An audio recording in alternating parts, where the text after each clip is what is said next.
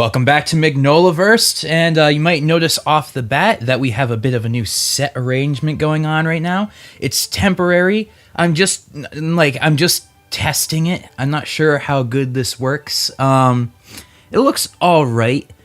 You can probably tell I made it a bit on the fly. I was just kind of getting tired of how it was all cramped together. There wasn't anything off to the sides. I want to get more stuff to put up here. It's just obviously I can't. I have a ton of single issues I could stand up there. I guess I could stand like some more of the trades, but the trade paperbacks don't stand up very well like that. So I have my Hellboy hardcover up there. I'm also looking into some Hellboy library editions that are discounted at my local shop.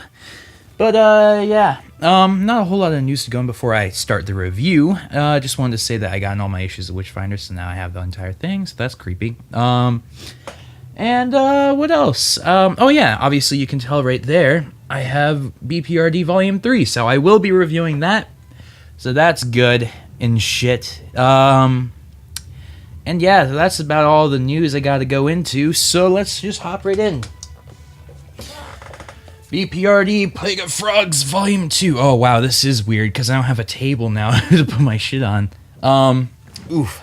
Oh, boy, I'm not going to be able to rest my arms anymore. Ooh, this might not be a good thing. This might not stay. I don't know. We'll have to see. Ooh, so not a whole lot of extra to say about this in comparison to the previous book.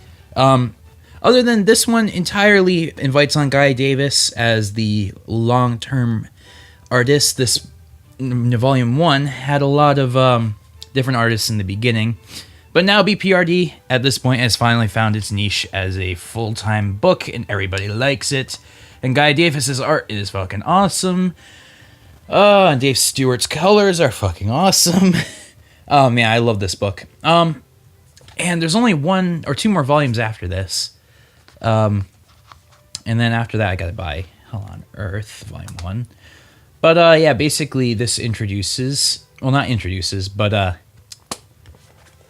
builds up to this guy, the Black Flame. If you have not seen the Black Flame before, he's cool as shit. Even though this is a reincarnation of the Black Flame, the one that Lobster Johnson deals with all the time, the Black Flame's sort of his deal.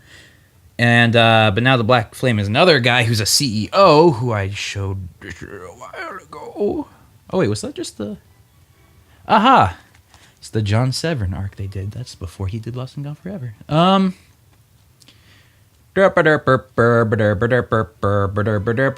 my god, there's so much shit going on. I don't want to spoil it. Oh my god, there's so many plot points. This is probably going to be a very short video. For these omnibuses, I probably won't be doing a ton of stuff on them because they're just really difficult to review in a few minutes because there's too much to talk about, so I can't really say much. Well, following up on the first one, what the fuck is Abe Sapien? Abe. He finally learned shit about his identity. He knows that his name is Cowl. He's a human being, which is weird. That's generally weird for everybody, kind of weirding everybody out. And then some sad shit happens in this with a certain character that I will not spoil what happened, but it's all generally sad. Things die. Oh, yeah, there it is. That's exactly what I was looking for. Arrgh. This guy turns into Black Flame. It's really cool. But he's kind of a pansy Black Flame, and as you will see later, he dies very quickly, actually, and then comes back again, which is pretty cool.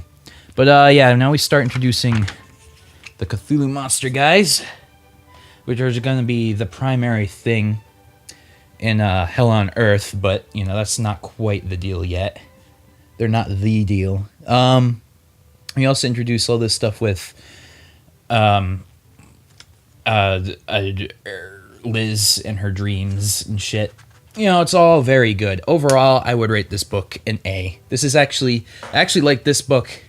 Not that, like, all these books are kind of one thing. I mean, all the Plague of Frogs books are kind of one thing. Basically, every part where Guy Davis was the artist is my favorite part of the entire run. So yeah, thumbs up to that. And there isn't a whole lot of shit for me to talk about here. Maybe I should just do Volume 3 in this video too. Let's do that. Let's cut really quick. Cut. And we're back with Volume 3 because this not a whole lot to talk about other than reviewing the artwork again. Still Guy Davis, still awesome. John Stewart, John Arcudi. Oh yeah, I forgot to mention for Volume 2. So Volume 2 is still Mike Mignola, but John Arcudi took over at this point, I think. I'm not sure if he started writing. Where did he start writing anyways?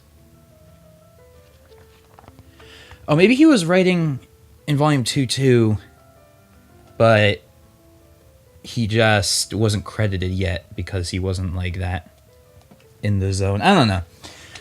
Comic books can be weird like that. But regardless, still, book is amazing. Now, some stuff comes up in this that is really important, especially in Hell on Earth, with Captain Daimyo, that I won't give away, but has one of my favorite BPRD stories in it ever, which explores all of them give a background story of themselves. And this book, I think it's, or maybe it's the previous book. Hold on a second.